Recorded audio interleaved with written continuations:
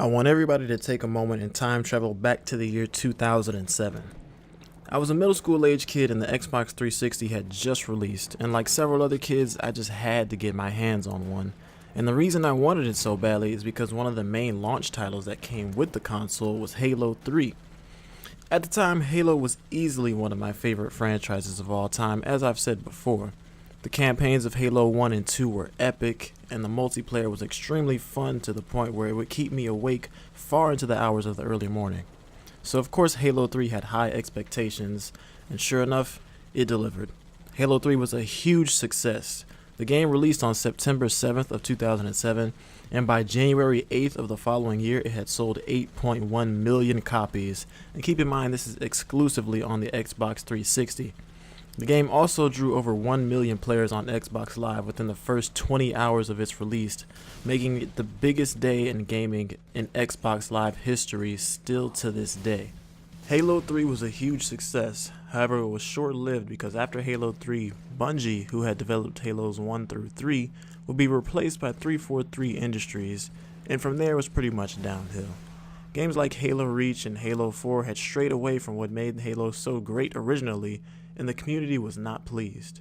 Because of this, many players, including myself, switched over to an up-and-coming giant known as Call of Duty.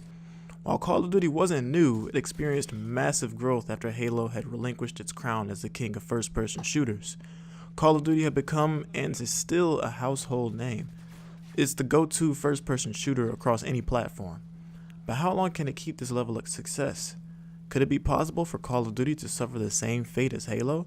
Because it seems as if history may be repeating itself. In 2014, Sledgehammer Games released Call of Duty Advanced Warfare, and this is relevant because it was the first Call of Duty game to have a supply drop system in it.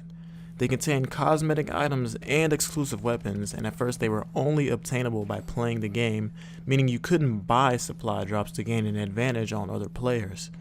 Sledgehammer even said that they have zero intentions of monetizing the supply drop system. However, sure enough, they ended up being monetized, and the community felt absolutely lied to. Fast forward to the release of Black Ops 3 the next year, a similar thing happened. Treyarch stated at the beginning of the game's life cycle that the supply drops would only contain cosmetic items and no new weapons. But as we all know today, they went back on their word there too. On top of all of this, the community had been constantly expressing their dislike for the 3D movement system and wanted the franchise to return to its regular boots-on-the-ground format.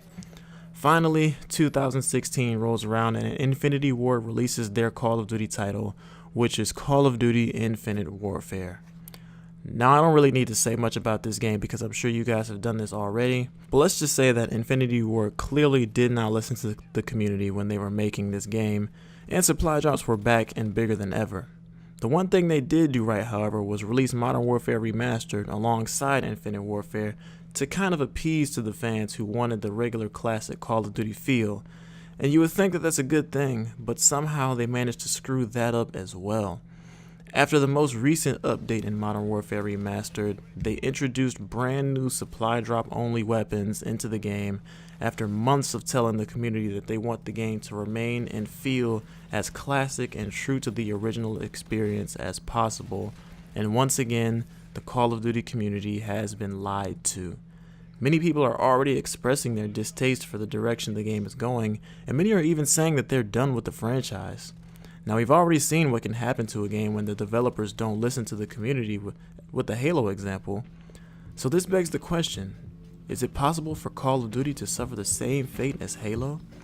Only time will tell, but I will say one thing, tread lightly, because you're on thin ice. This has been Prodigy. If you enjoyed the video, please leave a like on it, I'd appreciate that. And until next time guys, hope you enjoyed it, have a great day.